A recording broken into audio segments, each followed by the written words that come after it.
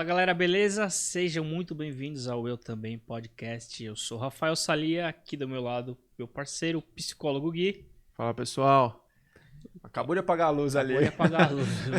Falei meu nome e apagou. O convidado, ele falou, a luz acendeu. Vamos apresentar ele pra ver se a lâmpada acende novamente. Pode crer. Cara, nós vamos trocar... Cara não, galera, né? Eu falo cara porque nós estamos aqui, tava cara a cara daqui. Vamos trocar ideia hoje com Vini Castellari, ele é da banda, eu vou falar em português, ele fala em inglês pra vocês verem o que é um inglês britânico. Project 46. In English... Project 46, Projeto 46, Projeto do 4 do 6, Banda de Metal de Maloqueiro, tudo quanto é nome tá valendo. Bom, primeiramente agradecer aí pelo espaço, pelo convite. Tamo junto aí, trocamos umas figurinhas agora há pouco, né? Se dá até da luz aí, a hora que a gente tava falando. E você falou de lance de cara, eu tenho muito essa mania também, eu sempre brinco, agora eu tento introduzir todos, né? Manos, minas e monas. Monas, né, que falam agora. Né? Exato. Eu tenho essa mania de falar cara e toda hora, cara, tem homem, mulher, tem tudo, né? Trans, aprendi agora, binário, não binário. Não binário, exatamente. A gente vai trocar uma ideia sobre saúde mental, né? Como em todos os nossos programas a gente aborda o tema saúde mental e cada convidado tem sua história de vida. Hoje nós vamos bater um papo sobre pânico, depressão, abandono paternal. Tem aí uma parte de musicalidade também, que você é músico, você vai trazer coisas boas pra nós. Eu sei que aí dentro tem coisa bacana pra dizer. Sem dúvida. E problema não digo, eu digo é adicção, né? Uhum. É o problema com drogas que você teve. Exato. Eu não sei como que você usa o termo hoje. Problema com Sim. drogas ou adicção? Na verdade, falar que o problema é com droga, eu tô transferindo a responsabilidade, né? Eu sou um adicto, então a doença é minha, o problema é meu, saca? Então, Certo. tipo, eu acredito que tem algumas pessoas que não tenham essa patologia, que elas conseguem usar as suas doses. Hoje, só por hoje, eu entendo que eu não posso. Então, Sim. eu sou um adicto, é uma Adicção. a doença. Né? Adicto em recuperação forever. Exato, a intenção é pra gente nunca ir pra sempre, é muito tempo, né? Então por isso a filosofia do só por hoje. Hoje já é 24 horas, já são muitas emoções que a gente passa. A gente tava trocando uma ideia antes de eu chegar aqui, quantas oscilações, então pensar só no hoje já tira um pouco do fardo. O famoso matar o leão de cada dia, né? Exatamente. Cada dia tem sua demanda, então vamos ficar com ela, né? Exato. Matar um leão por dia, e eu imagino que... Ou às vezes muitos, viu. né? Às vezes muitos. Porque tem tanta história que o Vini, nós batemos um papo antes. E, cara, até você chegar na banda, você formar a banda, tem uma história aí bem, né, atenuosa, aí, uma história com vários espinhos no meio do caminho. Sim. Você começou a banda com quantos anos? O Project... Olha lá, ele fala assim de Acendeu de novo. O cara é iluminado. Porra. Então, na verdade, o Project em si foi em 2008, né? Eu comecei tocando cedo, meu primeiro violão, inclusive a gente estava falando sobre o lance da minha mãe, meu primeiro violão, quem me deu foi a minha mãe, né? E aí depois do falecimento dela eu fiquei um pouco isolado assim, mas a música sempre foi uma válvula, né? Uma forma muito legal de eu me encontrar. A primeira faculdade, inclusive, que eu comecei a fazer foi musicoterapia pela Faculdade Paulista de Artes, mas eu não dei continuidade. Mas 2008, 2009, assim, foi quando a gente fundou a banda de som próprio, Project 46. Você começou com violão. Sim. Ganhou com 8 anos da mãe, aí falou, vou testar. Então, ganhei acho que um pouco antes dela falecer. Ela faleceu com 13, eu acho que eu devia ter uns 12. Eu ganhei o violão assim, na época ela também tentava ali fazer uns acordes e tal, aquelas revistinhas de Cifra Clube, sabe?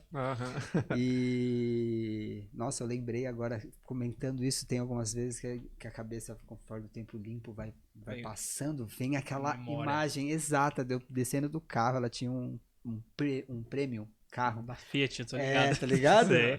E a gente descendo na Teodoro pra comprar esse violão. Da marca, acho que nem vou lembrar, acho que é Michael, alguma coisa assim, bem simplão mesmo. Mas eu me recordo que a música foi introduzida muito por ela. O primeiro show de rock que eu fui assistir foi com ela, que foi, acho que do Titãs, que foi um... Ela era fã de rock, então. Ela era.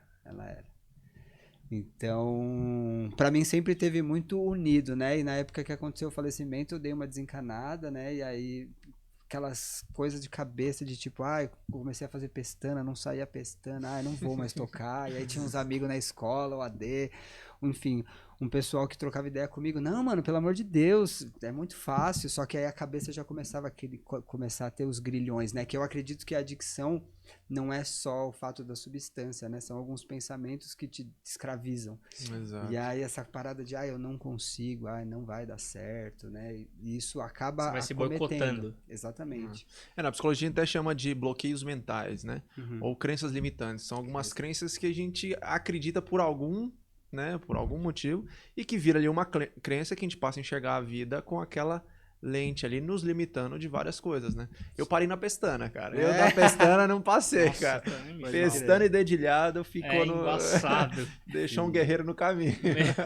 Meu violão tá como enfeite lá em casa. Eu comprei um violão bonito, comecei a fazer aulas e, puta, chegou na pestana também. Meu Deus do céu, que coisa horrível. Aí comprei um pedestal, ele tá lá, ele tá bonito. É um violão preto, tá enfeitando a sala. Legal. Tá bem bacana. Comprei um ukulele depois pra tentar alguma coisa e dá pra brincar, cara. É mais fácil. Você faz uma pestana só com uma pontinha do dedo. do dedo, pode crer. É bem legal. Ô, Vini, a gente tava, né, falar de música, falar de família aqui, o assunto vai e volta, mais flui. Com certeza. Você comentou da sua mãe e é um assunto que você troca ideia. Sim, sim. Você falou que ela faleceu e antes a gente estava trocando uma ideia aqui que ela foi assassinada, é isso? Exato, exato. Minha mãe foi assassinada, na época tinha um programa que chamava Aqui Agora. De Gil Gomes. Gil Gomes, exatamente. Chegou a passar na TV e tal. Foi assim, a minha mãe, ela tava namorando com um rapaz, que eles trabalhavam juntos e no meio do caminho começaram a ter um relacionamento. Eu lembro vagamente, né, que ele queria um relacionamento, minha mãe meio assim, porque ele era mais novo. Aí eles acabaram tendo um relacionamento. E, cara, foram 5... Olha o cara, tá vendo? Isso de linguagem. Foram 5, 6 meses de relacionamento dos dois, assim, e era muito participativo, né? Eu lembro que a memória que eu tenho da minha mãe era sempre uma mulher muito batalhadora, assim, correria, só que pra ela se relacionar com alguém sempre tinha que ter uma aprovação minha, né? Que ela não queria que eu me sentisse abandonado pelo fato da ausência do meu pai, né? É isso que eu ia perguntar, porque até então seu pai já tinha saído de cena quando ela era grávida, ela estava grávida. Isso, exatamente. Eu conheci ele por intermédio de uma escola que no Dia dos Pais eles fizeram um movimento ali, eu conheci ele, mas eu entendi que, né, não tinha nada a ver. Hoje eu tenho mais certeza ainda que não fez falta. Mas a aproximação dela com esse cara foi muito legal, que a gente estava comentando do lance do violão. Ele tava junto quando eu ganhei o violão. Eu cheguei a fazer viagem com eles pra praia. Olha que loucura. Primeira vez que eu entrei num motel foi com a minha mãe, cara. Vocês foram pra passar a noite? A gente desceu pra praia num carnaval de última hora. Eu, ela e o namorado dela. Não, vamos. Beleza. Chegamos lá, todos os hotéis tudo lotado. E aí minha mãe falou assim, mano, vamos... Ela com o Fábio cochichando e tal, que não sei o que. Fábio era o namorado dela. Ouvi, entra no porta-mala. A gente vai... Vamos passar a noite no motel. Você tinha 8 anos?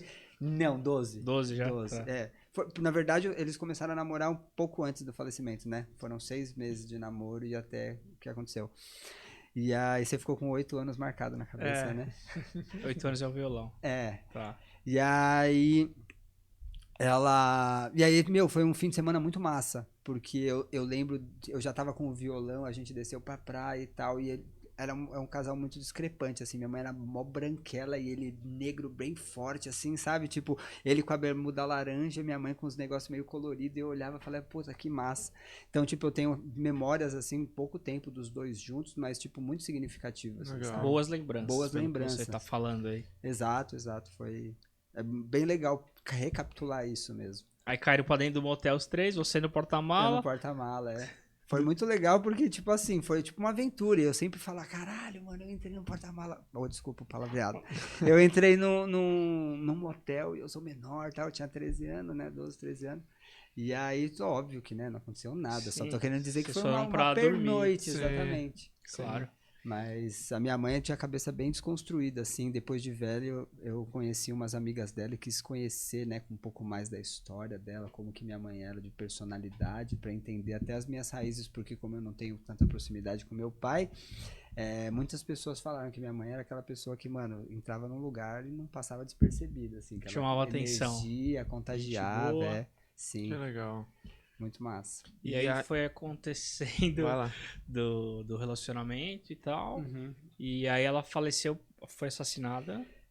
Tipo assim, a minha família nunca a gente tem uma crença, né? Eu cresci no espiritismo e tudo mais, a gente sempre acreditou que tentar se vingar ou, sei lá, fazer justiça com as próprias mãos, não ia trazer ela de volta. Então a gente não focou nisso. Tá. Mas o que tudo indica é que ela foi assassinada pela ex-mulher do namorado, porque minha mãe foi assassinada junto com o namorado dela. Duplo homicídio. Exatamente. E aí, tiro na bunda e tiro na cabeça é vingança, alguma coisa assim. Eu Caramba. não entendo direito. Eu lembro que tinha uma investigadora que morava no prédio que eu morava e ela comentou sobre isso, né? Que era alguma coisa com vingança, porque os dois saíram da empresa e tinha dinheiro na bolsa, o carro tava lá, não aconteceu nada. E aí acabou acontecendo isso. E eu lembro a memória da minha avó. Isso é uma parada legal de falar, que fazendo terapia, né? A gente estava comentando da memória seletiva, né? Que o cérebro vai guardando umas coisas para não fazer sofrer. Mas eu lembro, eu acordei com os gritos. Minha mãe foi em casa, falou: eu vou dormir hoje na casa do Fábio, porque eu tenho uma entrevista lá perto da casa dele. Né? Agora a gente vai ser uma família. Essa foi a frase da minha mãe. Olha a brisa, né? E aí de madrugada eu acordei com a minha avó gritando no telefone, porque uma tia minha, tia Daisy, escutou passando na rádio falando de 2 corpos que foram encontrados e ela escutou, sabe? Minha tia já tinha uma certa idade, então eu escutava aquele rádio 5 horas da manhã e falou o nome da minha mãe, o nome do Fábio. E aí ela ligou pra minha avó. E aí eu lembro da minha avó berrando assim: meu Deus, minha filha! E minha avó, uns meses ela sentia, ela não tinha nada contra o Fábio, mas ela sabia que tinha alguma coisa que ia acontecer. Então ela gritava: eu sabia, tal, não sei o quê. E aí foi quando eu descobri que minha mãe tinha morrido. Né? E ela poupou, ela demorou um tempo. Meu tio nessa época não morava comigo e ele foi até em casa pra poder, né, dar aquela estrutura. Era molecão de Morava tudo. você, sua avó e sua mãe.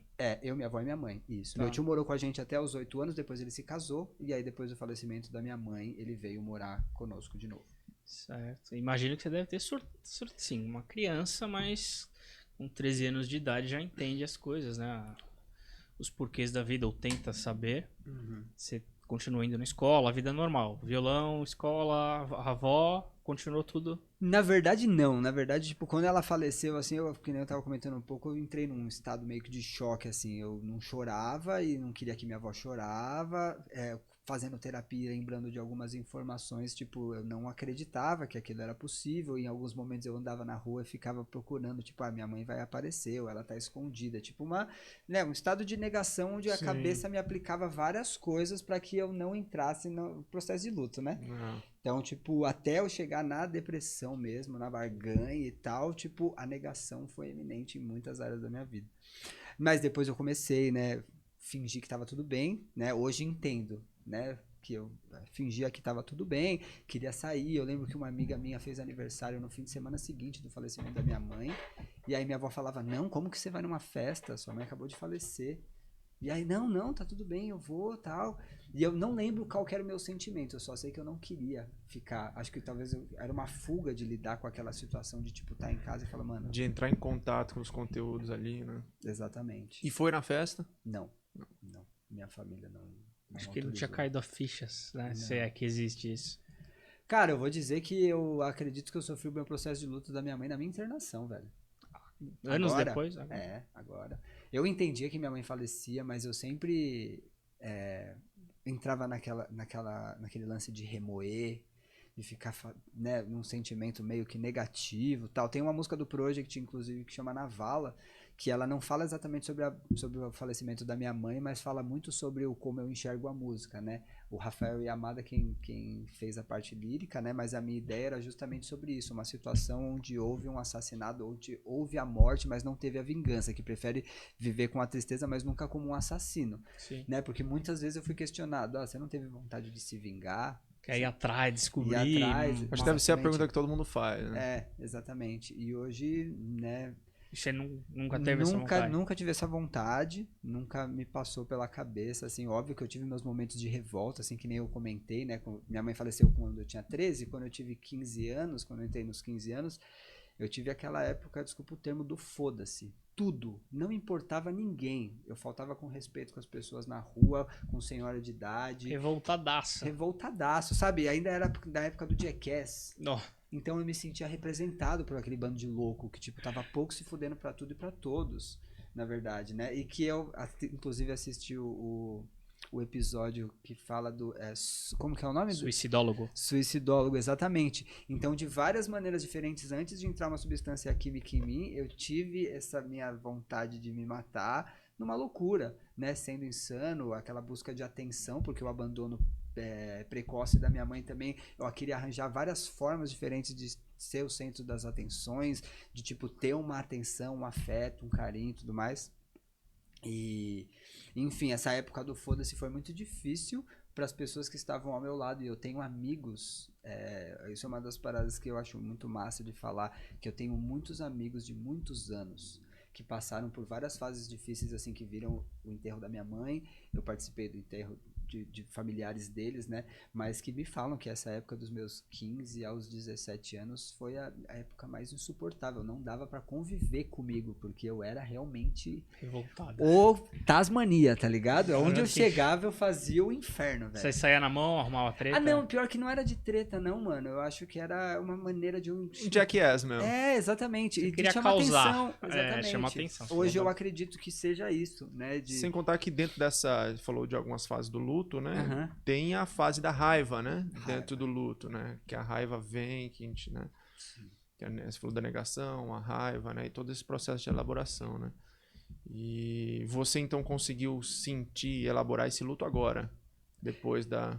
Eu acho que o luto não em si, acho que talvez o fato de aceitação mesmo. Porque o que acontece? Eu percebo que o estilo musical no qual eu toco e na qual eu sempre fiz parte, que é o rock, que é o metal, eu percebo que existe um padrão comportamental de busca de pertencimento. Então são pessoas que passaram por situações complexas de términos de relacionamento de pais que viram separações, de falecimento, de traumas, e que tipo o rock acolhe, porque você pode externizar isso num bate-cabeça, num estilo. Eu faço parte de um grupo, né? Então, tipo, não querendo dizer que é um problema o rock, mas é uma...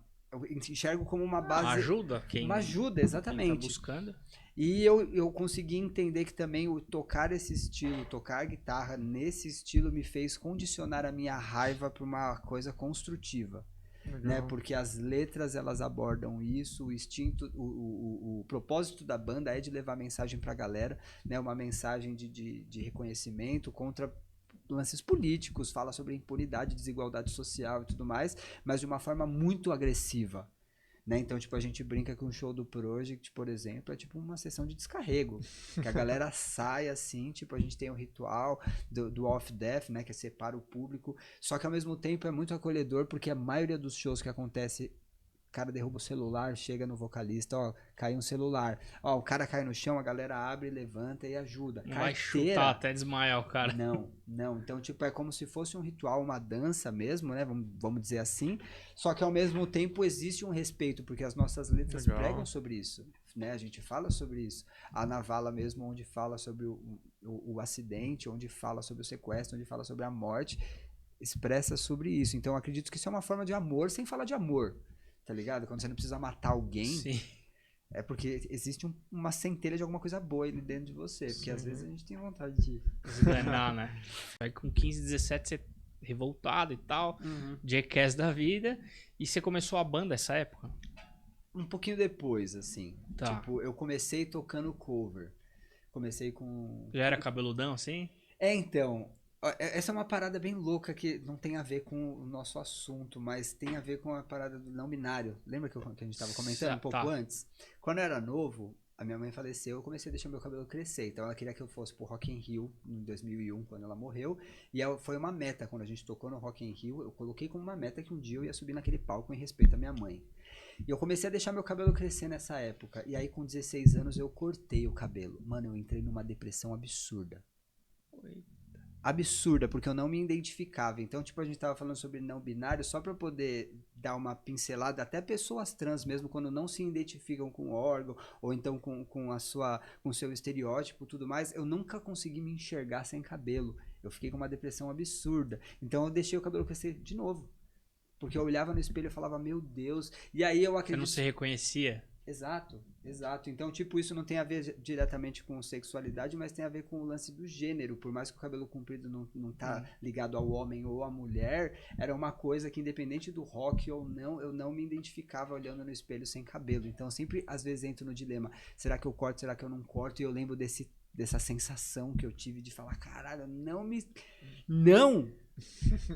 Saca? Olha que engraçado. Você deve conhecer ali na Zona Leste Fofinhos Rock.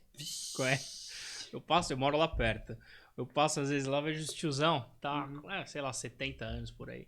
Os caras não tem cabelo em cima, tá ligado? Mas é cabeludo, é careca com rabo de cavalo, sei lá como é que fala. Exatamente. E eles estão mó tiozão, assim, no rock ainda.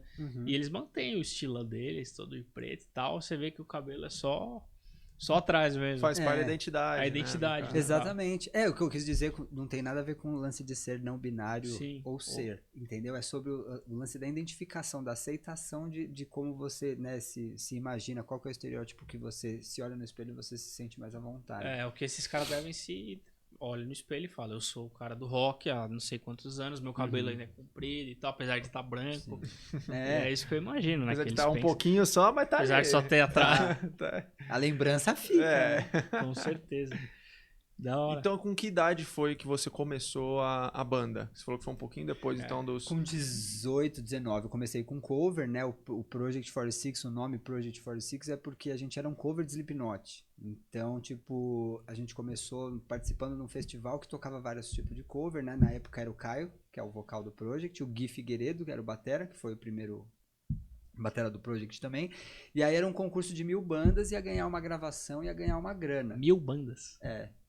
Aí a gente, né, começou fazendo vários covers, tocando de tudo um pouco.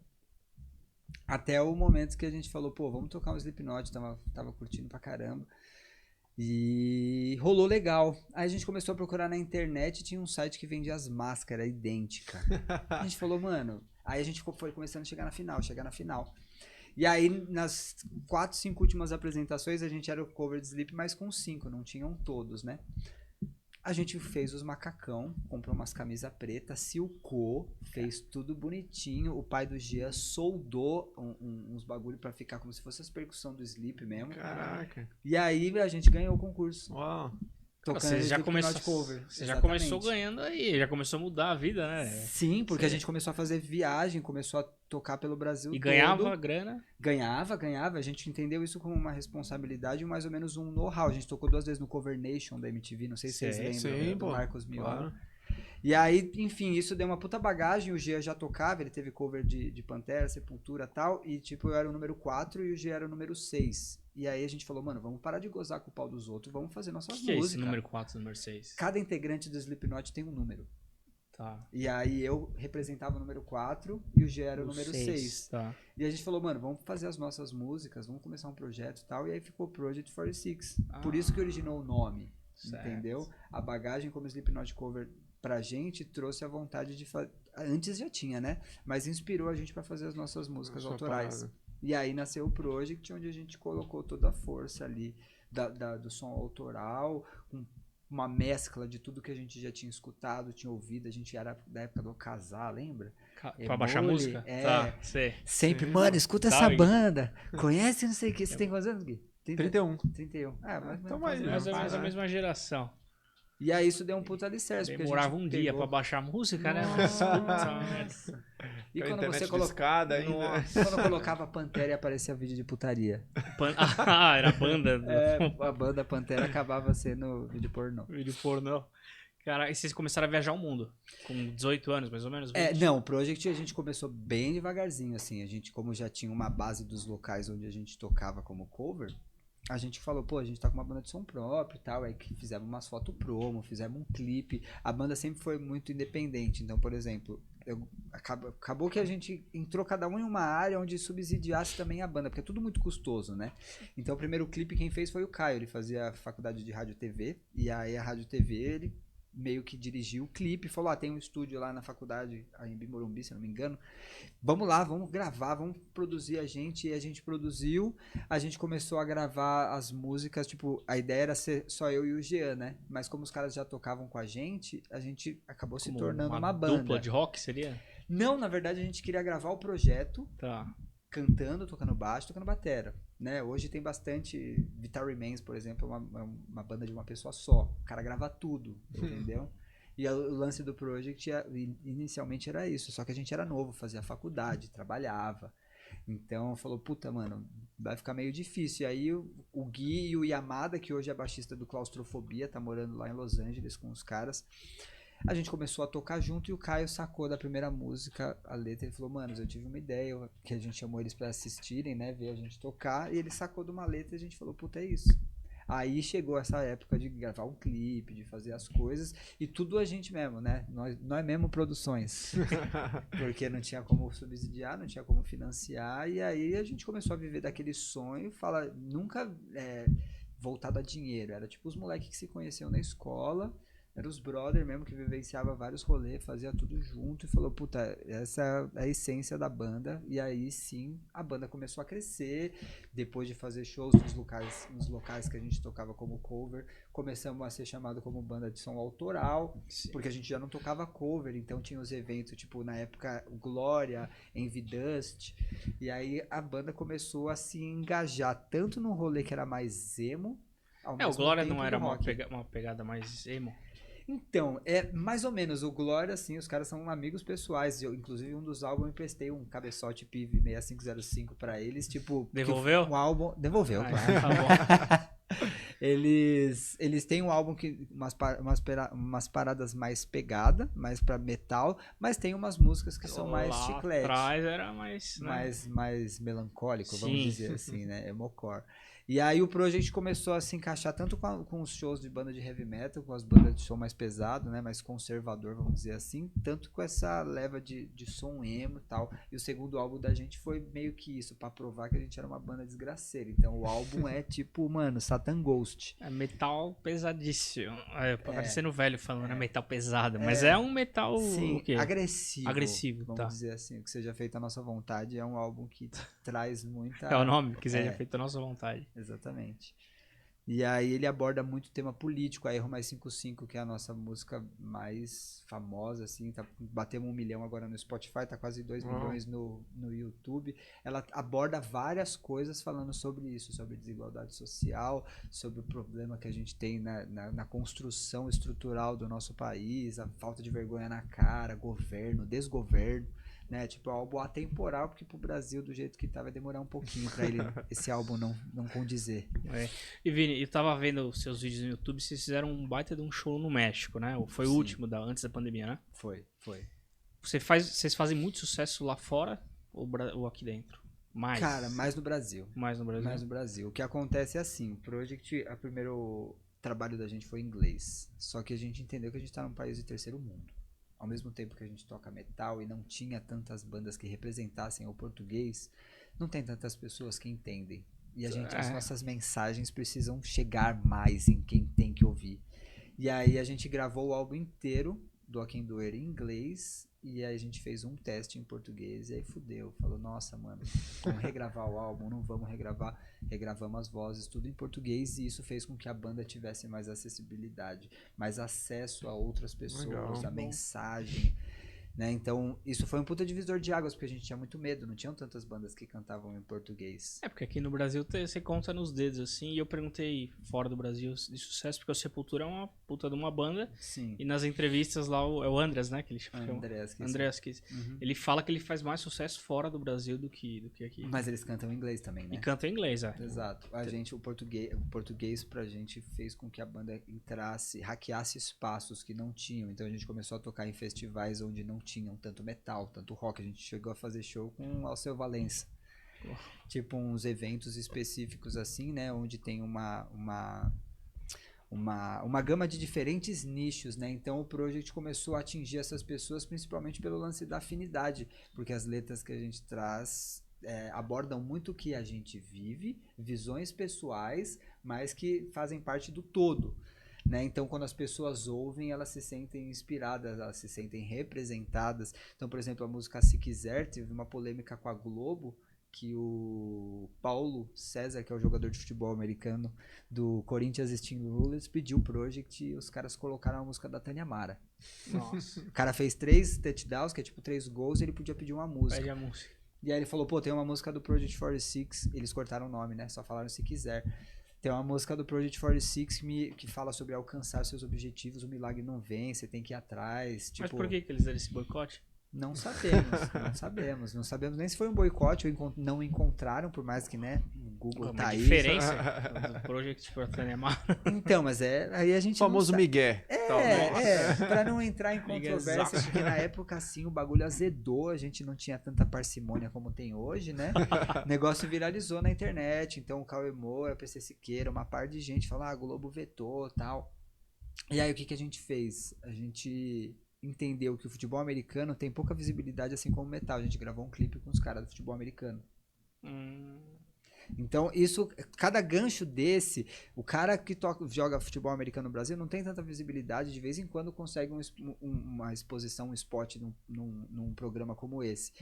E aí, quando ele fala, ele é cortado, ele é vetado. Então, ele se sentiu, puta, mano, é uma banda que eu queria até meio que ajudar, queria falar sobre, e a gente entendeu isso também como uma oportunidade de forma de marketing também, Sim. né, um estratégico, mas ao mesmo tempo falar, porra, mano, vamos unir isso. Então, é a gente tocando num campo enquanto os caras jogam. Muito Animal, massa, cara. Tá ligado? Então, tipo, são duas minorias juntas, Sim, vamos dizer muito assim, massa. né? E aí isso fez com que a banda cada vez mais cantando em português, abordando temas mais honestos, mais verdadeiros, né? Não tentando falar sobre um partido ou outro, mas sim... Não dá, nem dá, senão você acaba Não perdendo de um lado.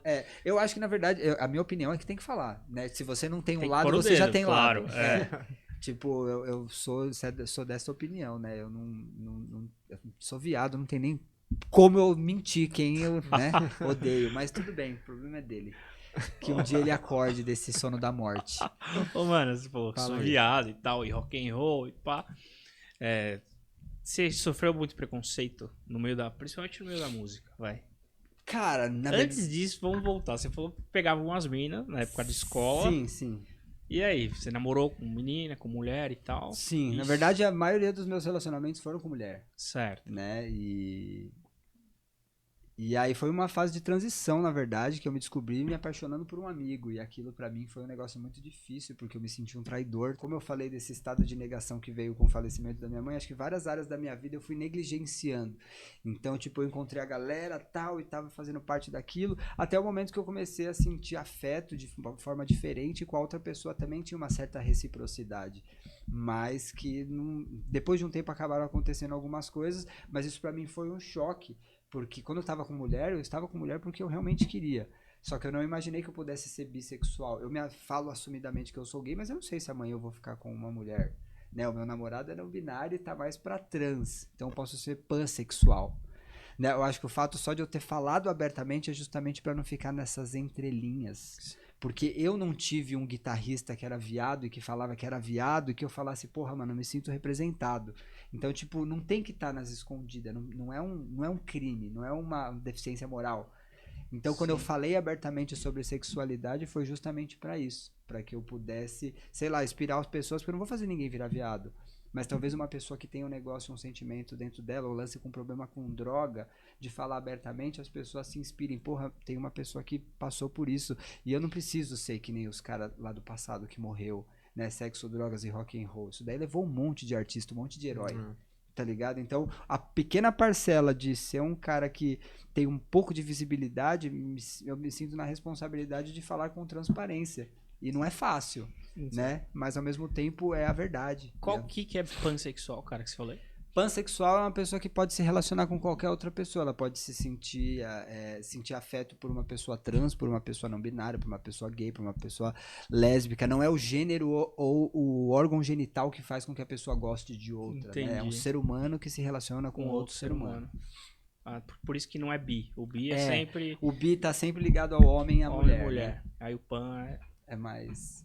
geral. Um conglomerado. Né? Eu acho legal ter essas nomenclaturas, justamente, não porque as pessoas têm que se colocar em caixas, mas eu acho que é essa falta de representatividade, né, que durante muito tempo não existiu, então hoje tem muitas vozes para que as pessoas consigam se sentir representadas. Né? Imagina uma travesti há 15 anos atrás. Não tinha internet, não tinha na televisão, era taxada como uma profissão, tipo a travesti, não é uma orientação. tipo, é uma prostituta. E na verdade é porque não tem espaço de trabalho, então a maioria delas precisam Aí se ou prostituir. vai ser cabeleireiro ou vai se prostituir. Exatamente. É isso que falam, né? Estereótipos, exatamente. Faz total Mano, sentido. e você comentou aí no meio, e a questão das drogas, quando que foi esse início das drogas? Como que é esse universo do metal e as drogas? Cara, Que muita gente também tem um preconceito de falar, cara que curte o rock é Qualquer é tudo doidão. tudo drogado. E já tem esse paradigma, né? Fala como que entrou essa questão da droga, da adicção na sua vida, em relação à sua história e também à banda, né? sim. O lance da adicção, né, pela literatura, pelo que a gente identifica, é meio que uma loteria biológica. Não dá pra saber quando realmente começou. Agora, o uso e abuso de substâncias, a gente tem que entender que o álcool ele é lícito, mas ele não deixa de ser droga. Inclusive, é uma das que mais mata no mundo, né? Exato. Então, eu comecei bebendo. Ah, não, vamos lá, não, vamos tomar uma. E aí, tipo, né, nunca conseguia ficar em uma. Em uma cerveja, sempre Né, assim, né? imagina, mano, gosto muito. E aí, beleza, aí breja, pinga, conhaque. O Project no começo a gente subia com 2 doses de Maria Mole no Nossa. palco, achava que o show tava maravilhoso, né? Depois via os vídeos e falava, nossa. E aí a gente começou a mudar. Você Isso não foi fazia o bem no show começo da loucão, você banda. fazia bêbado, né? Que É. foge um Exato, pouco, não né? dava uma aquecida, dava uma queimada mesmo no filme. Mas enfim, aí eu, né, comecei com o lance da bebida mesmo, eu fui usar minha substância de preferência, que foi a cocaína, eu já tinha 20 e poucos anos, que foi onde eu percebi que o negócio começou a funilar. Mas assim, velho, eu posso falar que, não levantando uma bandeira, mas eu usei um monte de coisa. Eu fui da época de colar pra festa, pra rave, eu usava doce, bala, MD, desculpa falar os termos, mas é pra falar que, assim, eu entendo hoje que sempre isso foi uma busca de eu me encontrar, saca? Eu sempre tava procurando numa outra dose algo que me preenchesse esse vazio que o falecimento da minha mãe deu, a própria doença da adicção, o abandono do meu pai e tudo mais. Então, tipo, era uma fuga e eu achava que aquilo tava de boa, porque todas as pessoas reproduziam isso também, né? Só que aí depois de um tempo eu comecei a perceber que eu precisava daquilo. Não era mais uma opção. Me tornei escravo. Adicção é isso, é escravo de. Você acha que somatizou, vai, o abandono do seu pai, a morte, o falecimento da sua mãe e isso. A minha sexualidade também, eu descontei muito droga porque eu não me aceitava, né? Eu tive muito problema de me aceitar, perdão. Imagina. Tive muito problema de me aceitar, então eu usei muita droga por conta disso. Então porque- uma coisa acarreta a outra, né? Sim, eu acho, psicossomático, né? São várias informações na cabeça, é psicossocial, tipo, o meu meio fazia com que eu não tivesse tantas pessoas LGBT para que eu pudesse conversar, para que eu pudesse entender, porra, como que é esse sentimento, como que não é. Mas, assim, nada disso é culpado, né? Tipo, eu tenho que ter a responsabilidade, que é a decisão de pegar aquilo, por mais que eu não tivesse a bagagem que hoje eu tenho, fui eu que decidi. Ninguém me obrigou. A gente fala que essas coisas influenciam, Exato. mas não determinam, né? Por quê? Porque a falta de habilidade emocional, o equilíbrio, né? A minha família sempre quis que eu fizesse terapia quando aconteceu tudo que aconteceu com a minha mãe. E eu falava, não, foda-se, não preciso, tal, não sei o quê. Hoje eu percebo o quanto, né, os profissionais como vocês fazem diferença na vida das Já pessoas. deveria ter feito lá atrás, né? Exato. Mas ao mesmo tempo eu acredito que nada acontece por acaso. Se eu não tivesse passado por tudo que eu passei, eu não me tornaria a pessoa que eu sou. De conseguir olhar pra trás e não mentir dos meus erros, das minhas falhas e principalmente ter consciência de que eu continuo errando. Né? Algumas partes da minha vida, eu como pessoa já me identifico muito mais com o Vinícius de 34 anos, mas ainda tô carregando o Vinícius de 13 com os traumas lá, para algumas realidades. Então, porque são várias áreas, né? Área profissional, área musical, afetiva com amigos, familiar. A gente está no meio de uma pandemia, onde eu entrei na minha internação, não tinha pandemia, eu entrei de um jeito, o mundo tava de uma forma, eu saí do meu tratamento, o mundo tava de outra. Então, tipo, foi Tava um em outro choque. mundo, literalmente, né? Sim, eu vi a pandemia acontecendo dentro da CT, eu fiquei 3 meses sem visita, vi companheiro perdendo familiar, falava, meu Deus do céu. Então era uma luta muito grande de falar, mano, eu vim pra cá porque eu precisava, Você foi o hábito de voluntário? controle. Você que quis se internar ou alguém te internou? Sim, não, eu Foi voluntário. Foi voluntário. Em 2017, o nosso último álbum, 3, Project 46, A gente aborda temas como síndrome do pânico, ansiedade, depressão, né, a marginalização de alguns estereótipos, né, com a música marginal principalmente. Bom, que o pessoal já vai acessar lá. É isso que eu ia Pra falar, conhecer o faz álbum. todo sentido.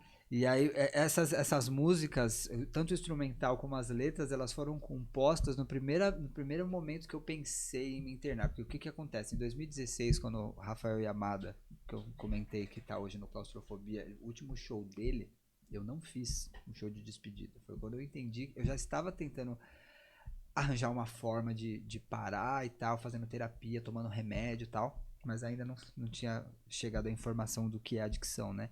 Eu me tranquei no quarto de hotel e, mano, eu quase tive uma overdose. E aí eu não fui fazer o show. Não fui fazer o show. Na época eu quis falar abertamente sobre, né? E os caras falam, puta, mano, se poupa, é melhor você não falar sobre isso. Talvez não seja o momento, tenta se recuperar e tal. E aí eu comecei, né? A primeira vez que eu fui buscar, que eu entendi como um problema, que eu fui buscar ajuda foi quando a gente fechou o Rock in Rio. Porque como era uma meta da minha infância, eu falei, mano, eu preciso viver até lá pra cumprir essa meta que eu tive com a minha mãe, de tipo, mano, eu vou subir o dia no palco dessa porra por ela. E aí, no começo de 2000, foi em março de 2015. Foi a primeira vez que eu fui atrás, eu tinha plano de saúde, eu fui numa psiquiatra, e eu falei, olha, eu tô usando todo fim de semana, eu bebo tal, já usei isso, aquilo. Aí comecei a fazer terapia, com medicação, só que não funcionou. E usava droga junto com a medicação? Não funcionou, que eu digo assim, porque eu ficava um tempo, sei lá, 6, 7 meses e aí acabava bebendo. Ah, sim. 5, 6 meses, aí acabava usando. Cai de novo. Exatamente. Então, tipo, era uma mentira que eu tava contando pra mim mesmo, pra depois eu ter uma justificativa de tipo, vou comemorar que eu tô 6 meses limpo e vou cheirar. Saca? É meio que uma loucura, né? Um estado de loucura que a gente entra quando percebe que Come um bolo de chocolate pra comemorar a dieta de 40 dias sem doce, né? Exatamente. E aí eu, né, comecei tentando de várias maneiras e nunca tinha ouvido falar sobre a Irmandade de 12 Passos, né? Também jamais teria a humildade de ir. Hoje eu entendo que eu precisei passar o que eu passei para entrar num estado de humildade, de uma mínima humildade para entender que eu preciso de ajuda, né? Porque a gente acaba participando de um universo e de um mundo onde você não fala de fragilidade, você não tem problema, você não quer preocupar os outros, né? Então você se isola, que é o núcleo da doença. E, enfim, tentei com medicação, tentei com tudo. Aí ficava um tempo sem uso, um tempo sem bebida. Aí depois de um tempo só eu fui entender que bebida também era droga. Porque, e o cigarro também? Fumava? Fumava. Só que aí, nesse meio tempo eu ficava nessa guerra. Puta, eu vou ficar um tempo sem fumar, vou ficar um tempo sem beber, vou ficar um tempo sem... E na verdade eu não percebia que tudo era uma transferência, era tudo uma busca fora. Porque eu precisava resolver aspectos internos, né? Sim.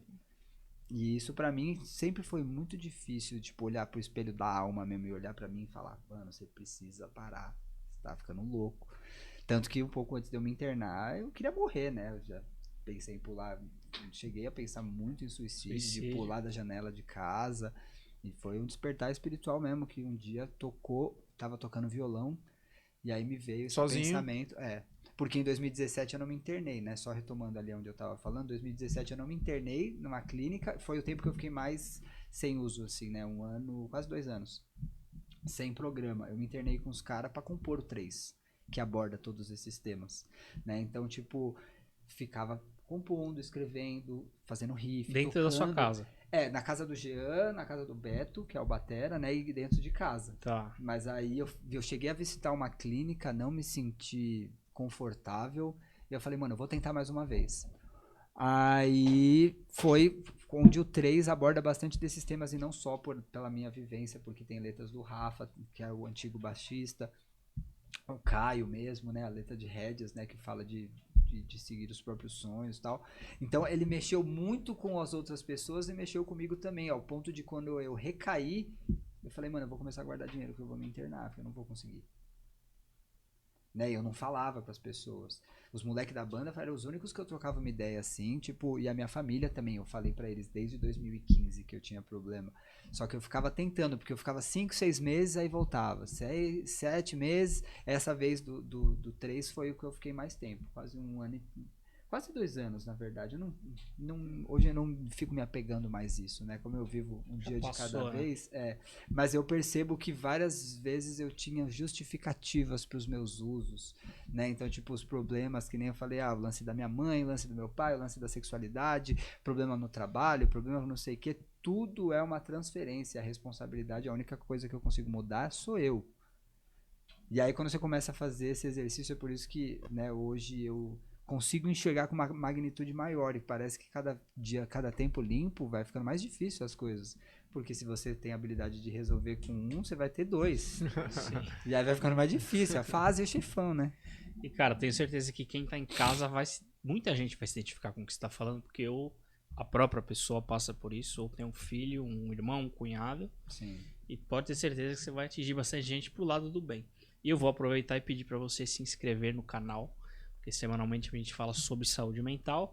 Hoje o Vini tá dando o relato dele, semana que vem terá outras pessoas. Sempre nós tentamos fazer o quê? Trazer mais pro horizontalizar, que eu falo, né? Trazer para mais perto, para deixar no horizonte mesmo, para deixar do lado. Com certeza. Que eu também passo por isso. É o próprio nome do programa já diz, né? Eu também passo por isso, eu também preciso de ajuda, eu também preciso da humildade de buscar ajuda. E eu também sou vulnerável, né? Que ele usou a palavra vulnerável. Vulnerabilidade, sim. E cara, putz, você tá falando tanta coisa, você falou, eu fiquei com Rock in Rio na cabeça e... Sim. Minha boca, mano, às vezes eu sou adicto de conversa. Eu falo, minha cabeça vai vindo as informações. Então, não, mas assim que é legal. Porque a gente vai trocando ideia, surge um assunto, surge uma curiosidade. Se você tiver curiosidade, nós também pode perguntar. Sim. O lance do Rock in Rio, vocês fecharam em que ano? 2015. E aí, sensação? Foi absurda. Foi aí que eu fui pedir ajuda, né? Pra primeira vez, né? Aquela meia ajuda, né? Ajuda de verdade foi quando eu me internei. Mas, tipo, porque eu falei, eu preciso estar em condições de subir nesse palco, tipo, tem um significado muito grande pra mim, pra banda, porque imagina, aqueles moleque que começou tocando na escola, começou com um cover de Slipknot, e tinha tocado no Monsters of Rock com o Slipknot, a gente ia tocar um dia antes do Slipknot, então, tipo, era muita coisa junto e como eu sempre fui muito hiperativo, ansiedade e tal, eu falei, eu vou precisar de um help. Então, foi um puta trampo, puta preparo, né? Aquele namoro que, sabe, quando você namora mó cota com a mina e ela é bem reservada, aí primeiro você vai dar o beijinho, depois o carinho e tal, não sei o quê, porque o show foi 25 minutos. Mas, tipo, de março até setembro, dia 24 de setembro, foi um trampo absurdo. De deixar, tipo, o palco do jeito que a gente queria, o telão do jeito que a gente queria, montar merchandising, montar a estrutura, montar tudo. Então, tipo, eu precisava estar com a cabeça um pouco mais... Um pouco, né? Pra não falar lugar. 100%. Exatamente. E a ansiedade acaba mexendo bastante com isso. É isso que eu ia falar, a ansiedade deve ter dado uma aguçada aí. Aguçada, sim, sem dúvida nenhuma. Mas, ao mesmo tempo, foi uma puta conquista, né, pra nós, eu e os moleques ficamos muito orgulhosos pela representação também de uma banda independente cantando metal em português, subindo um palco do Rock in Rio, que é uma parada no Brasil, né? No Rio, mas é mundial, é conhecido mundialmente o Rock in Rio. Tem até a edição de Lisboa, né? Tem, né? Rock in Rio Lisboa. Rock in Rio Lisboa. E vocês tocaram só esse ano, só 2015? Foi só, no Rock in Rio, sim, 2015. Sim. E deu uma inflada no ego, você sentiu assim, pô, eu sou cara... Cara, essa é uma coisa que, assim, a gente nunca teve na banda, assim. Tem uns momentos entre nós, saca? Uma estrelada. Uma estrelada entre nós, eu acho que pode ser. Mas com fãs, né? A gente sempre entendeu que a banda sem um fã, ela não é nada. Então, a gente sempre faz as coisas pensando, né? Óbvio, no nosso propósito, mas no lance do fã. Mas não chegou a subir o ego, sabe por quê? Porque no dia seguinte a gente tocou em BH, numa casa de show que cabia, tipo... 600 pessoas. Então, tipo assim... E o Rock in Rio tinha quantas? Umas 30 mil. Nossa. Imagina se subir, você vê aquela multidão. Cara, deve dar uma sensação boa. Absurda. É muito legal, porque esse lance da minha mãe, eu falava publicamente, né? E aí teve fãs que tirou foto, porque a primeira coisa que eu fiz quando eu subi no palco, antes de começar o show, foi apontar pra cima e falar, mano, eu tô aqui por nós, caralho.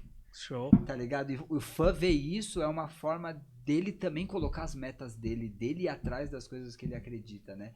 Porque o que eu mais escutei, os moleques da banda, era, puta, mano, mas metal... Puta, mais rock no Brasil? Não, mas não dá certo. Ah, mas não dá dinheiro. Mas não é só ter dinheiro, porque dinheiro não compra felicidade. Você fazer o que você ama, velho. O dinheiro acaba sendo uma consequência, né? É tudo muito custoso. Mas, em si, representou muito. E a parte de ego, eu acho que mexeu um pouco mais com o lance de inspiração de poder. Um dia agora subir no palco Mundo, né? Porque a gente tocou no palco Sunset, que é o palco secundário, mas é um palco principal também. O palco Mas- mundo é o mais. Sei lá se é o mais top, mas é o que o tem. maior. É o maior. Ali na frente, de cara, né, deu umas 70 mil. Pô, o evento em si cabe quantas pessoas? Eu não tenho noção. Cara, eu não vou falar, não sei te informar exatamente. Eu acredito que deve ser umas 85 mil pessoas, 90 mil pessoas por dia, assim. São 3 dias de show, né? Não, são acho que 4 fins de semana. quase, Sexta, sábado, tá. domingo. Quinta, três, sexta, três, sábado três, e domingo. tá. Não, acho que é quinta, sexta, Quinta, sexta, sábado e domingo. Porque a gente tocou numa quinta, 24 de setembro de 2015. Gravou. Opa. Pô, lógico, tocaram Rock in Rio. Legal. Aí saiu e tal. E, putz, não pra nem finalizar, que tem muita coisa pra te perguntar ainda, mas você passou o Rock in Rio, curtiu, zoou, aproveitou seu momento, aí pediu ajuda pra recaída de drogas, se internou. Nessa época você já namorava? Não, na verdade o Rock in Rio foi em 2015, eu me internei no final de 2019. Demorou ainda 4 anos. Demorou. Porque Eu pelo que eu comecei vi, a procurar ajuda em 2015, mas aí teve esses contratempos de ficar um tempo no uso, fazer um pouco de terapia, aí tomava remédio, só que não funcionava, cara. Não funcionava. Tanto que, assim, o programa de 12 passos, ele é feito por pessoas que nem eu. Então, tipo, eu entendo a importância da terapia, de várias formas de se comunicar e dos estudos influenciarem a pessoa a se encontrar. Mas é muito mais fácil fala que a melhor ferramenta de um adicto em recuperação é outro adicto em recuperação, porque a pessoa passa e sente. Como que uma pessoa vai falar assim, mano, você não quer usar droga, aliás, você quer usar droga, mas você não pode, não usa. Não é simples assim. É tipo ar, saca? Então, é uma coisa muito complexa. Acho que acredito que todas as outras terapias, né? Eu faço acupuntura, eu participo de um projeto que chama Desintoxica SP. Esse eu vi no teu Insta. Viu? Vi. Um trabalho voluntário na Cracolândia, né? Com o Ramon Reis, que ele é fundador do projeto. Muito massa. Atende as pessoas. Você conhece aí? Sim. Eu conheci pelo Instagram dele. Da hora. E é um trabalho muito legal. Agora eu vou começar a fazer um trabalho também no Instituto Sarati, que é um instituto de arte e terapia, que é uma psicanalista que chama Cássia. Vou começar a soltar uns conteúdos lá. A ideia do projeto que eu falei pra vocês, que ainda não podemos falar muito sobre. Que tá no forno aí. Talvez seja lá. Ela é uma terapeuta que trabalha também há 20 anos, então eu acho que tanto o lance do Rock in Rio, os festivais, a música em si, tudo isso pode fazer com que as pessoas sintam curiosidade, talvez, de conhecer formas de se tratar, porque a música é um entretenimento. Sim. Só que ela também pode ser uma ferramenta de comunicação para que as pessoas se encorajem a se conhecer mais, a ter uma ajuda. Então, a arte terapia, tanto a dança, né? Eu toco guitarra, mas tem o lance da dança, tem o lance do teatro, tem o lance de pintura, tem o lance, né? Tipo, a arte como um todo, né? Como um todo, exatamente. Ela muda muito a vida das pessoas. Exato. Ela consegue se manifestar de uma maneira onde ela sai, né? Entra num mundo paralelo, vamos dizer assim. Muito terapêutico, né? Não tem uma pessoa que não faz algo relacionado à área de artes, né? Que fala, cara, eu aqui é o lugar que eu me alivio mesmo, que eu me encontro, que eu me acho, que eu me conheço, né? Acho que a arte é uma ferramenta terapêutica absurda, né? Ajuda muita gente, né? Nossa, e é lindo, velho. Falando em ajuda, mano, teve alguém que te ajudou nesse processo de internação, de desintoxicação? Como assim, exatamente? Alguém te ajudou? Você foi pedir ajuda pra alguém? Na verdade, a minha tia, a irmã da minha mãe. Certo. Ela sempre foi a primeira pessoa que eu falei sobre o lance da minha sexualidade. Então, tipo, eu falo que é minha tia, mas é uma irmã, uma amiga, assim. Eu tenho um amor muito grande por ela. E, minha avó conversava, mas a idade acho que ficava um pouco mais difícil. Mas teve um dia que minha tia me ligou, quando eu tomei a decisão. Eu falei, olha, eu tô procurando na internet aqui umas clínicas que eu vou me internar. Tá. Só que ela não sabia que eu tinha recaído. Porque eu fiquei limpo de 2017, dia 5 de fevereiro de 2017 até outubro de 2018, acho que foi isso. E aí, em 2019, eu voltei uma vez por mês. Aí uma vez a cada 15 dias. Aí vai diminuindo o espaço Exatamente. de tempo. E aí quando eu vi que eu usei 2 vezes na mesma semana, eu falei, mano, vamos internar. E aí eu já tava com depressão, já tava com tudo. Aí eu conversei com essa minha tia, eu falei, eu vou me internar, mano, senão eu vou morrer. E aí eu falei assim, nesse português, minha tia desesperada, morando no interior em Botucatu, meu filho, o que tá acontecendo? Então eu falei, calma, agora tá tudo bem. Vai ficar melhor ainda. Vai ficar melhor. Agora eu caí em si, tipo, eu entendi. Porque é sempre essa, não, agora eu entendi. Ah, não, agora eu sei. Agora eu não sei porra nenhuma. Não sabe de nada. Eu tô Nós não sabemos de nada. engatinhando. Eu tô engatinhando 1 ano e 8 meses e 6 dias hoje.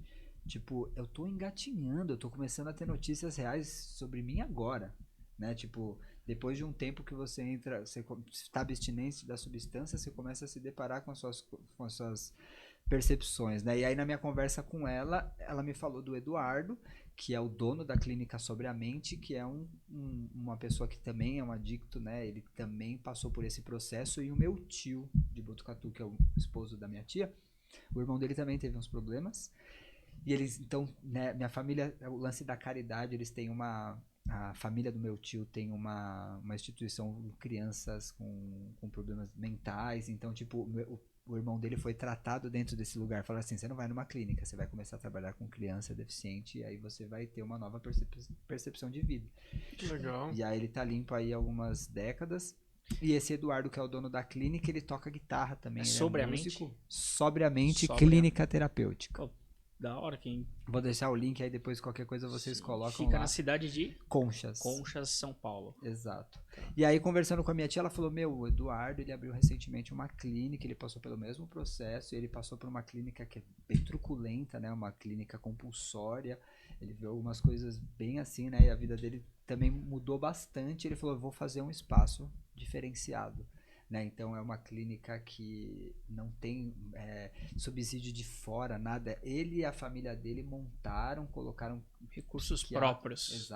Exato. E lá dentro ela falou, ela comentou comigo, falou, vou te passar o telefone do Eduardo, e aí eu liguei pra ele. Só que eu tinha 4 shows, esse do México, tinha um em Salvador, um em Botucatu e um em Brasília. E aí eu comecei a falar com ele, falei, prazer, Eduardo, meu nome é Vinícius, tal, sou sobrinho da Kátia, e o meu tio ajudou ele no começo, quando ele tava com problema, porque ele tocava, meu tio tinha um bar de blues e jazz que chama Vila Blues, e aí meu tio e ele trocavam uma puta ideia, ele tem um respeito muito grande pelo meu tio e vice-versa. Então meu tio meio que deu um alicerce pra ele, né, pra ele se encorajar a fazer as paradas. Ele conversou com meu tio antes de se internar. Quando ele fez a clínica, o meu primo fez as fotos e o meu tio fez o logo da Sobre a Mente. E aí, tipo, pra você ver como esse poder superior que a gente fala, né, esse Deus amoroso, que na minha concepção é Deus, encaixa as coisas. Depois de um tempo, mano, era ele que tava auxiliando um familiar do meu tio, que no caso era eu. Sim. E aí ele falou, cara, é muito complexo, eu preciso conversar com o psiquiatra, com a psicóloga, porque minha ideia era pra clínica, ó, o ego. Eu quero ir pra clínica, aí eu fico uns dias, aí faço show, aí eu saio, volto. Ele falou, puta, é complicado, porque vai gerar sentimento nos outros pacientes e tudo mais. E aí Não é um hotel de férias, né? Exatamente, não é uma colônia de férias, exato. Depois que eu tava na clínica eu falava bastante isso também. Aí, beleza, a gente trocou uma ideia, eu falei, eu vou fazer os shows, eu não vou resolver um problema causando o outro. Só que nessa eu perdi o voo do show do dia 25 de outubro, que foi aniversário do Jean. Você é bom de data, hein? Cara, ele grava tudo, mano. E aí eu perdi o voo e os caras já tinham deixado de fazer um show. Agora imagina, era aniversário do Jean, um festival em Brasília, grande pra caralho. Eu perdi esse voo. Tive que me virar nos 30 pra conseguir pegar outro voo pra não perder o show, mas imagina, eu cheguei, o clima já tava meio assim, eu já sabia que eu ia me internar, o negócio eu já tava pensando, né? Clima tenso. Eu falava, nossa, mano, que bosta, mano. É aquela sensação de lixo, de impotência, de, nossa, mano, como eu sou um bosta, mas ao mesmo tempo eu não preciso de ajuda, eu vou dar um jeito de resolver. Fiz esse show e tal, e aí o último show foi esse Not Festival no México. Aquele gigante que eu vi que tá no YouTube. Exato, tem o clipe da Pode Pá. E aí esse show pra mim foi um misto de emoções, né? Tipo, a banda vai parar porque a gente decidiu dar uma pausa, porque fazia 10 anos que a gente não parava, sempre em função da banda, pra isso, pra aquilo e tal. E aí, como eu ia me internar, juntou. Vamos fazer o hiato, o Vini vai se tratar. Os caras deram um super apoio, né? Ficaram felizes porque eles queriam que eu fizesse isso. Porque o Caio chegou a mencionar. Falou, mano, a gente tinha medo que chegasse uma ligação falando, ó, mano, o Vini foi encontrado morto. Tá o corpo aqui. Exatamente. Então, tipo, esse é um peso que, né, hoje eu consigo enxergar e olhar no olho dos caras e falar, puta, mano, não, realmente, o estado de negação não fazia eu enxergar a devastação que acontece, né, quando você tá no uso de substâncias. Porque não é só o fato de você usar, é todas as preocupações com as pessoas, a inabilidade de lidar com as coisas, irresponsabilidade e tal. Até que eu me internei, dia 26, eu fiz um vídeo falando abertamente sobre isso, e aí eu falei sobre o show que eu deixei de fazer, falei, mano, eu vou me internar, não sei quando que eu volto, não tinha pandemia nem nada, eu senti um negócio no coração de falar, mano, eu preciso deixar isso, porque assim como eu falei, como eu sou viado abertamente, eu acho que é uma forma de também encorajar as pessoas de, se elas tiverem um problema, irem atrás de resolver, pedirem ajuda, e ao mesmo tempo de também não ficar aquele diz que me diz que, mano, tipo, eu não preciso fazer nada às escondidas, tá ligado? Já fiz muita merda, já usei muita droga escondida em hotel, nas ruas, agora eu vou falar abertamente, como eu te falei hoje da literatura, sobre a verdade. Tô indo me tratar, tenho um problema com droga, se você tem depressão, ansiedade, síndrome do pânico, mano, vai atrás de ajuda. Eu quase morri e eu não quero morrer, eu amo viver. E aí saí do mundo. E não é feio e vergonhoso falar isso, né? Na hora, um pouco. Hoje eu enxergo que foi talvez a atitude mais corajosa que eu já tive. Mas o medo, né? O medo da rejeição. Vergonha, exatamente. Só que, mano, essa é a minha história. Não tem como eu contar a sua história. Vai renegar. É a minha história. E aí, tipo. Agora... Já neguei coisa demais ao longo do tempo, né? Exato. Deixa eu honrar a minha história, né? Exatamente. Essa é a verdade. Eu preciso falar a verdade. Porque é uma coisa que a gente sempre falava na clínica, né? Se você fala meia verdade, você só tem meia ajuda. Se você fala a verdade mesmo, você pode ser ajudado. Só que nem sempre, às vezes, eu estou preparado ou as pessoas estão preparadas para escutar a verdade. Porque a verdade, ela chega a ser dolorida assim num nível, mas a mentira nunca pior, vai ser, exatamente, nunca vai ser melhor. Certo. E brother, tem previsão de próximos shows aí, se a banda retoma a formação lá do Rock in Rio, do México? É a mesma galera? Da banda? É. Sim. Não mudou ninguém. Não. Hoje é o dia da gravação. Tá. Nesse exato momento, são 3 horas, nesse instante tá sendo anunciado o Not Festival Brasil, que a gente, né, o último show que a gente fez foi no México, e vai ter a mesma edição aqui no Brasil. Que demais. E vai ser a volta oficial da banda, né?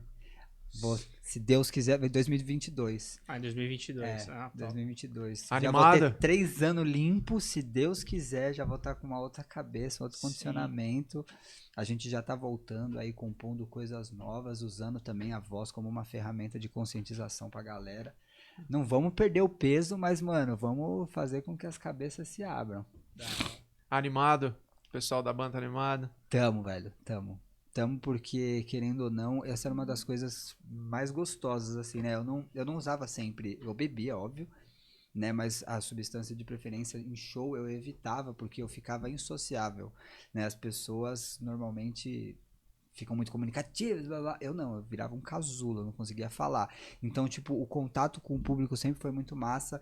Eu sempre, por mais que passava por essa situação difícil, eu sempre trocava uma ideia com a molecada de encorajar eles, de ir atrás das paradas. As músicas, como abordam temas relacionados a conflitos internos, os fãs às vezes se sentem confortáveis tanto em rede social, que muito assim, mas presencialmente nos shows. Então a gente ficava junto na barraca do merch, né, vendendo as camisetas, tirando foto, trocando uma ideia com a galera, e isso era muito gostoso, né? O show do Project sempre foi uma troca enérgica.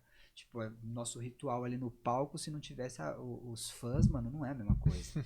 Tanto que quando a gente gravou o programa do Danilo Gentili ali, tinha um público que não era público do metal, então as interações não era a mesma coisa.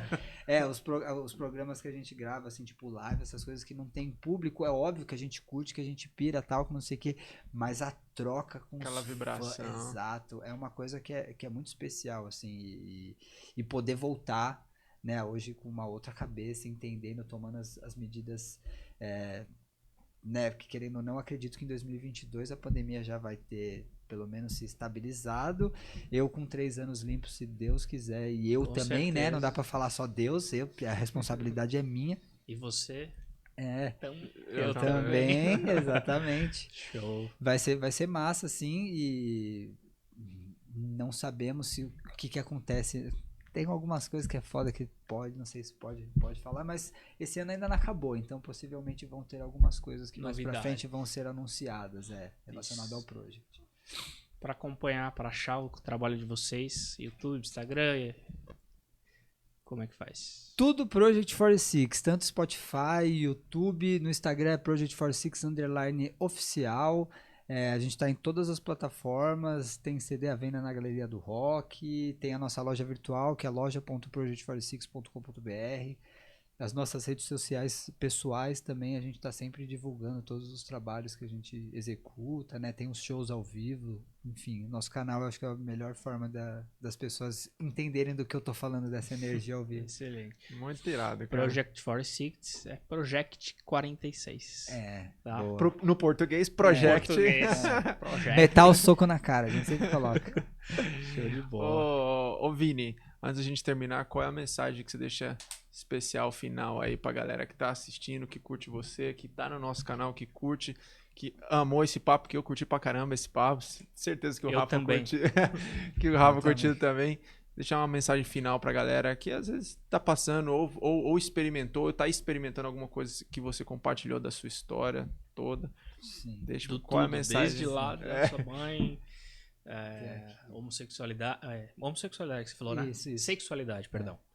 E droga, tudo, no geral. Primeiramente, agradecer esse espaço, que eu acho que no momento que a gente está vivendo, assim, eu também estou muito feliz de estar aqui, né? Nós eu acho também. que esse espaço, esse papo, essa conversa de conscientização, de abertura de mente, faz com que as pessoas enxerguem, não só as pessoas que estão no palco, né? Eu vi alguns episódios de vocês. Mais uma vez, se inscrevam no canal, deixa um comentário aí, de repente vocês podem ter ideia de quem seria legal vir aqui, tanto os fãs do Project, de outros artistas do metal, como outras pessoas. Boa. Porque é bom, né? É Sim. importante saber que, tipo, o cara não é só o cara que toca guitarra, ou o cara que apresenta um programa, ou a mina que faz isso, né? Eu acho legal também falar sobre as mulheres, trans, LGBTs. A minha visão, na real, de falar, eu acho que é um privilégio, né? Primeiramente, de eu poder estar vivo, porque eu sei que eu queria tirar minha vida, né? Eu queria morrer, eu cheguei nesse estado aí, e eu entendo que essa vontade de morrer era uma dor, né? Era um vazio. Então, tipo, não é o fato de eu vou tirar a minha vida. Eu só queria tirar aquela dor, que foi muito importante assistir o episódio. Do suicidólogo. Exatamente. Lício Vale. Sim, incrível. Parabéns pelo trabalho, pela fala. E deixar essa mensagem para as pessoas, né? Não tenham vergonha. Às vezes você tem uma pessoa de mais confiança que você pode se abrir, que você não tenha nenhum tipo de dificuldade de expor seus sentimentos, né? A verdade, ela sempre vai ser a melhor solução. O que acontece, né, na minha concepção hoje não tem certo ou errado. Quais são as minhas habilidades para lidar com as consequências daquilo, né? Então, tipo, seja uma terapia, seja uma dança, seja um instrumento musical, não deixa que uma opressão num relacionamento, se você tá passando, sei lá, num casamento, num familiar, eu acho que uma das coisas que eu sempre pego é esse lance do laço do sangue. As pessoas acham que por ser familiar tem que se sujeitar a um monte de coisa. Pede uma segunda opinião, mas sempre conta a versão dos dois lados para que você seja orientado.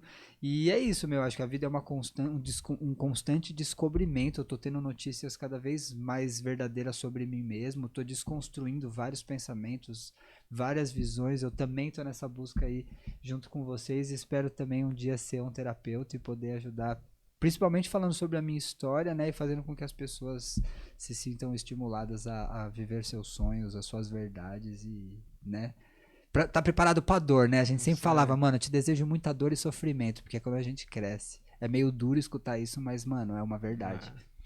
E a sua fala foi terapêutica. A galera que tá ouvindo pra gente aqui, pra muito nós, bom. Pra quem nos ouve.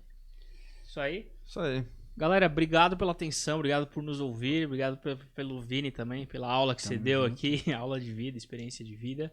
Segunda-feira, 21 horas, estamos de volta. Valeu, um abraço.